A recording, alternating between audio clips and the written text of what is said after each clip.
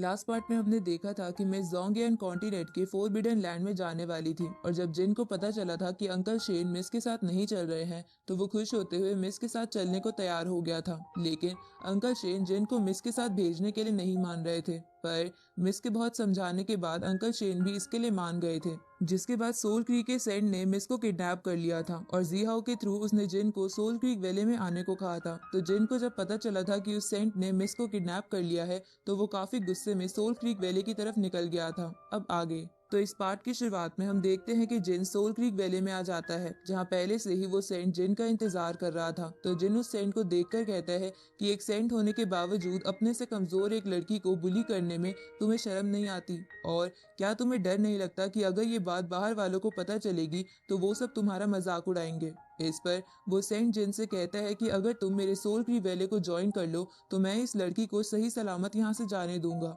ये सुनकर जिन उससे पूछता है कि तुम्हारे पास पहले से ही कई सारे एल्केमिस्ट मौजूद हैं, फिर तुम मुझे अपने सेक्ट में ज्वाइन करना क्यों चाहते हो। जिस पर सोल क्रीक का सेंट कहता है कि क्योंकि मैं तुम्हें अपना डिसिपल बनाना चाहता हूँ, इसलिए अब तुम यही सोल क्रीक वैली में रहोगे ताकि तुम पहले की तरह अपनी मर्जी से यहाँ आ जा ना सको। ये सुनकर जिन उसके पास आकर कहता है कि ठीक है, मैं तैयार हूँ। तो ये देखकर वो सेंट अपने मन में सोचता है कि ये जिन तो काफी जल्दी मान गया, इसका मतलब जरूर ये इसका कोई प्लान है। अब ये जानने के बाद वो सेंट जिन को सोल सीजिंग पिल देते हुए कहता है कि इस पिल को खा लो, जिसके बाद तुम मेरे स्टूडेंट बन जाओगे। तो उस पिल को देखकर जिन बोलता है कि तुम इस पिल को मुझे दोबारा खिलाना चाहते हो, लेकिन क्या तुम्हें नहीं पता कि ये पिल मेरे ऊपर असर नहीं करती।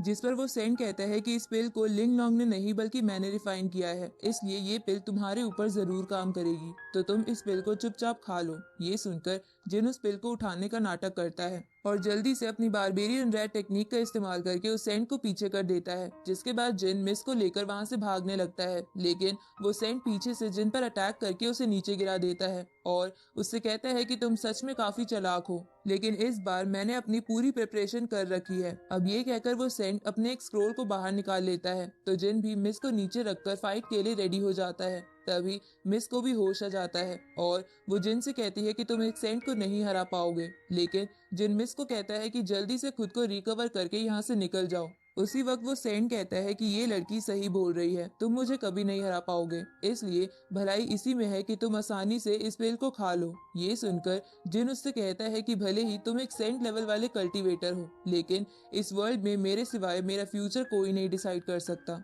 तभी जिन सोचने लगता है कि सोल क्रीक वैली एक बहुत रेयर प्लेस है जहाँ हर जगह बहुत ज्यादा स्पिरिचुअल पावर मौजूद है, इसलिए मुझे यहाँ ब्रेक थ्रू कर लेना चाहिए। अब ये सोचकर जिन स्टीलिंग टेक्निक का इस्तेमाल करके अपना ब्रेक थ्रू करने लगता है। तो ये देखकर वो सेंट कहता है कि अच्छा, तो तुम मेरे सामने ही ब्रेक थ्रू करने का ट्राई कर रहे हो, लेकिन तुम्हें क्या लगता है कि मैं तुम्हें ऐसा करने दूंगा। तभी वो सेंट अपने स्क्रोल से जिन पर अटैक कर देता है, लेकिन इतनी देर में जिन का ब्रेक थ्रू हो जाता है और वो वॉइड सेंट लेवल पर पहुंच जाता है, जिसको देख वो सेंट भी थोड़ा टेंशन में आ जाता है। तभी जिन की बॉडी से काफी ज्यादा एनर्जी बाहर निकलती है, जिसके बाद जिन उस सेंट पर अटैक कर देता है, जिसे वो रोकने लगता है, लेकिन जिन उस पर कई सारे पंच से अटैक करके उस सेंट को पीछे कर देता है। जिसके बाद वो उस सेंट से पूछता है कि मेरे पंच का स्वाद तुम्हें कैसा लगा। तो जिन की बढ़ी हुई पावर को देखकर वो सेंट अपने मन में सोचने लगता है कि इसने स्टील टेक्निक की हेल्प से वॉइड सेंट के लेवल पर सिर्फ ब्रेक थ्रू नहीं किया, बल्कि